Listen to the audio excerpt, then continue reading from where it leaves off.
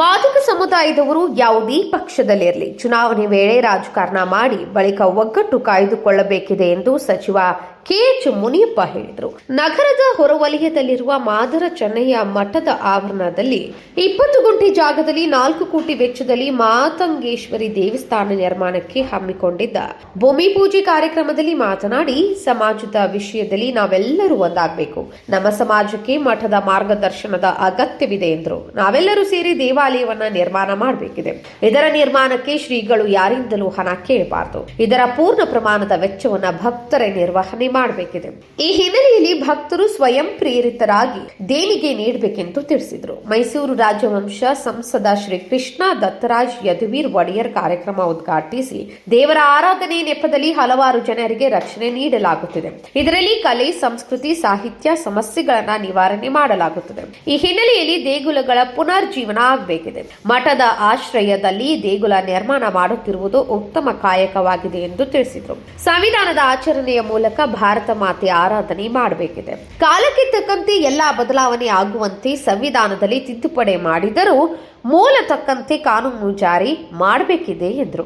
ಈ ಸಂದರ್ಭದಲ್ಲಿ ಕೇಂದ್ರದ ಮಾಜಿ ಸಚಿವರಾದ ಜಿಎಂ ಸಿದ್ದೇಶ್ವರ, ಮಾಜಿ ಕೇಂದ್ರ ಸಚಿವರಾದ ನಾರಾಯಣ ಸ್ವಾಮಿ, ಮಾಜಿ ಸಂಸದ ಬಿಎನ್ ಚಂದ್ರಪ್ಪ, ಮಾದರ ಶ್ರೀಗಳ ಪೂರ್ವಾಶ್ರಮ ಪ್ರಾಥಮಿಕ ಪ್ರೌಢಶಾಲೆ ನಿರತ ಶಿಕ್ಷಕರಾದ T Basavarajappa, Masrat Naaz Begum, DT Venkatesh Reddy, HS Lalitha, Basavarajappa, AR Shivamurthy ಅವರಿಗೆ ಗುರುವಂದನೆ ಸಲ್ಲಿಸಲಾಯಿತು. ಹಾಗೂ ಇನ್ನು ವೇದಿಕೆ ಮೇಲೆ ಅನೇಕರು ಸ್ವಾಮೀಜಿಗಳು ಉಪಸ್ಥಿತರಿದ್ದರು. ಶ್ರೀಯುತ ಕೆಎಚ್ ಮುನಿಯಪ್ಪ ಸರ್ ಇದೀಗ ಶರಣರ ಚೆನ್ನುಡಿ ಈ ಒಂದು ಪುಸ್ತಕವಾಗಿರುವಂತಹ ಸಫಾಯಿ ಕರ್ಮಚಾರಿ ಆಯೋಗದ ಅಧ್ಯಕ್ಷರು, ಸಮಾಜದ ಯುವ ಮುಖಂಡರಾಗಿರುವಂತಹ ಶ್ರೀಯುತ ಪಿ ರಘು ಕೆಳಗೋಟೆ ಇವರಿಗೆ ಅಭಿನಂದಿಸಬೇಕಾಗಿ ಅಲ್ಲೆಲ್ಲ ಪ್ರೀತಿಯ ಅಂತ ಪೂಜೆ ಮಾಡೋದ್ರಲ್ಲಿ ಈ ದೇಶ ನಾವು ಅನೇಕ ಗ್ರಂಥಗಳಿಗೆ ಬಹಳ ಒಂದು ಮರ್ಯಾದೆ ಕೊಡ್ತೀವಿ, ಕೆಲಸ ಮಾಡ್ತೀವಿ. ಆದರೆ ಭಾರತೀಯ ಗ್ರಂಥಗಳು ಯಾವಾಗಲೂ ಸಹ ಅದು ಕಾಲಕ್ಕೆ ತಕ್ಕ ನಾವು ಅದನ್ನ ಏನು ನವೀಕರಿಸುವಂತ ಕೆಲಸ ಆಗುತ್ತೆ. ಅದು ವೇದಗಳಿರ್ಬೋದು, ನಮ್ಮ ಉಪನಿಷತ್ಗಳಿರ್ಬೋದು, ಏನೇ ಇರಲಿ ಅದು ಕಾಲಕ್ಕೆ ತಕ್ಕ ನಾವು ನವೀಕರಿಸುವಂತ ಕೆಲಸ ಆಗ್ಬೇಕಾಗುತ್ತೆ. ಅದಕ್ಕೆ ತಕ್ಕನು ಕೂಡ ಇವತ್ತು ಅನೇಕ ಸಮುದಾಯಗಳು ಸೇರಿ ಒಂದು ಹೋರಾಟ ಮಾಡಬೇಕಾಗಿದೆ. ಅತಿ ಅವಶ್ಯ. ಒಳ್ಳೆ ವ್ಯವಸ್ಥೆ ರೂಪಿಸಬೇಕಂದ್ರೆ ಪದೇ ಒಂದು ಒಳ್ಳೆ ಅಪ್ಡೇಟ್ ಬೇಕಾಗಿದೆ, ಒಳ್ಳೆ ವ್ಯವಸ್ಥೆಯನ್ನು ಮಾಡಬೇಕಾಗಿದೆ. ಅದು ತಮ್ಮ ಸಮಾಜದಿಂದಾನೇ ಒಂದು ನಿರ್ಣಯ ಬರಬೇಕಾಗಿರ್ತಕ್ಕಂಥದ್ದು ಅತಿ ಅವಶ್ಯ. ಅದಕ್ಕೆ ತಕ್ಕ ನಾವೆಲ್ಲ ರಾಜಕಾರಣಿಗಳು ಹೋರಾಟ ಮಾಡ್ತೀವಿ ಅಂತ ಈ ಸಂದರ್ಭದಲ್ಲಿ ಹೇಳ್ತಾ ಬಹಳ ಸಂತೋಷವಾಯಿತು. ಇಂತಹ ಒಂದು ಸಮಾಜದ ಕೆಲಸ ಸಮುದಾಯಗಳಿಗೆ ಮತ್ತು ಮಹಿಳೆಯರಿಗೆ ಸಾಮಾಜಿಕ ನ್ಯಾಯವನ್ನು ಕೊಟ್ಟಂತ ಬಹುದೊಡ್ಡ ದಾರ್ಶನಿಕರು, ಹರಿಕಾರರು ಅಂತ ಹೇಳಿದ್ರೆ ಅದು ನಮ್ಮ ಮೈಸೂರಿನ ಮಹಾಸಂಸ್ಥಾನ ನಾಲ್ವಡಿ ಕೃಷ್ಣರಾಜ ಒಡೆಯರ್ ಅವರು. ಅವರ ಕುಟುಂಬದ ಒಂದು ಕುಡಿ ನಮ್ಮ ಊರಿಗೆ ಬಂದರೆ ಅದು ನಮ್ಮ ಸಮುದಾಯಕ್ಕೆ ಸಿಕ್ಕಂಥ ಬಹುದೊಡ್ಡ ಗೌರವ ಅಂತೇಳಿ ಅವರು ಯಾವುದೇ ಮಹಾರಾಜರ ಥರ ಸಡಗರ ಸಂಭ್ರಮವನ್ನು ಆಚರಣೆ ಮಾಡ್ಕೊಳ್ಳೋದಿಲ್ಲ. ಭಾಳ ಸಿಂಪಲ್ ಆಗಿರುವಂಥವ್ರು.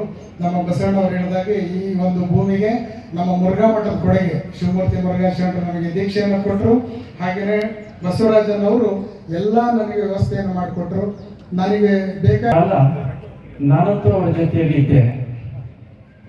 ಈಗಾಗಲೇ ಹಿರಿಯರು ಹೇಳಿದ ಹಾಗೆ ಸ್ವಾಮೀಜಿಯವರು ರಾಜ್ಯಾದ್ಯಂತ ಪ್ರವಾಸವನ್ನು ಮಾಡಿ ಸಮಾಜವನ್ನು ಅತ್ಯಂತ ಯಶಸ್ವಿಯಾಗಿ ಸಂಘಟನೆ ಮಾಡುವಲ್ಲಿ